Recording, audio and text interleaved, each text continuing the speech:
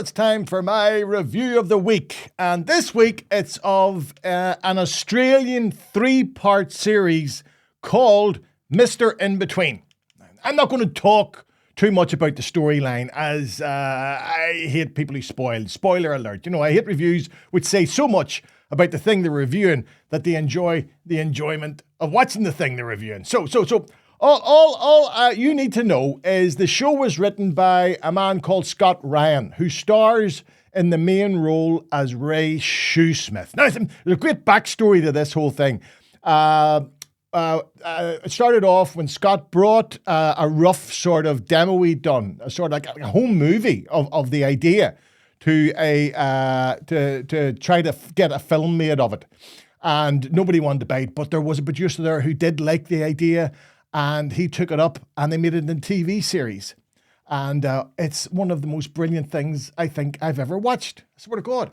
Now the main character, Ray Shoesmith, he's what would be termed in the old days a psychopath, but today I think it's called a sociopath. Whatever your choice.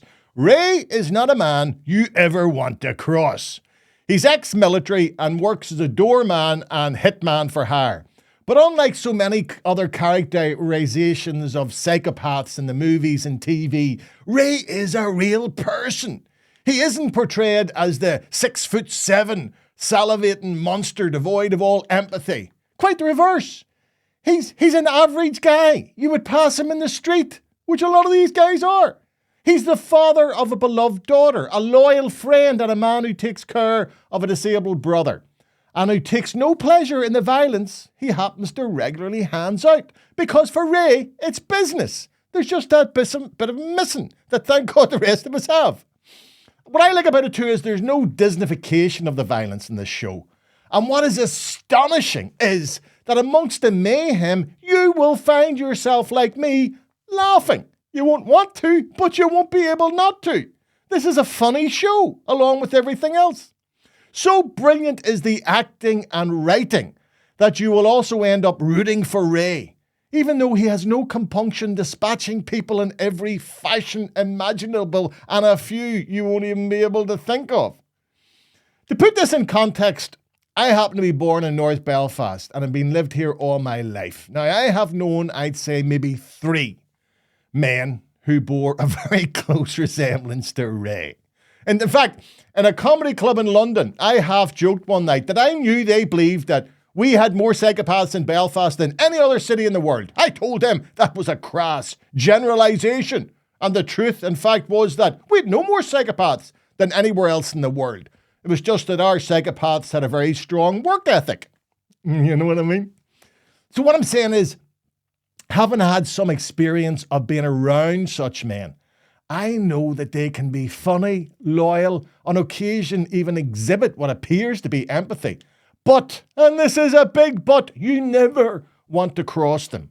And I have to admit, I never sought out or ever felt completely relaxed when in their company.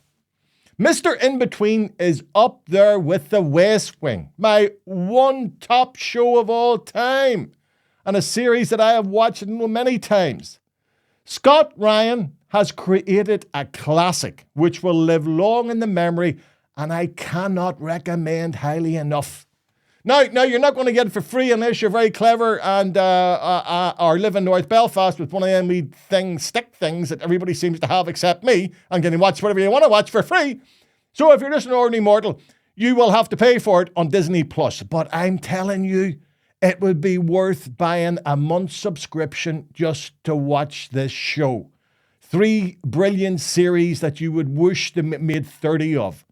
Just don't forget to cancel your subscription after the month.